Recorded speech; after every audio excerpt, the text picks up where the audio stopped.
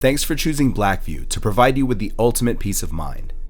In this video, we'll guide you through the installation of BlackVue's DR590X model front camera.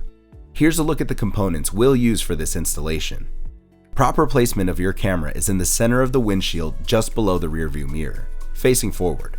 We recommend powering up your camera and connecting using the BlackVue app with Wi-Fi Live View to confirm your lens orientation is optimal.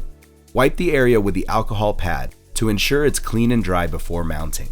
Next, peel the adhesive tape from the back of the camera and press it firmly against the glass. Using the cable provided, connect the camera to your vehicle's cigarette power socket.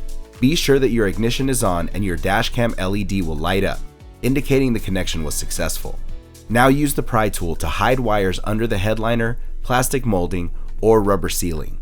Avoid running cables in any way that would interfere with airbag deployment. For more information, visit BlackVue.com.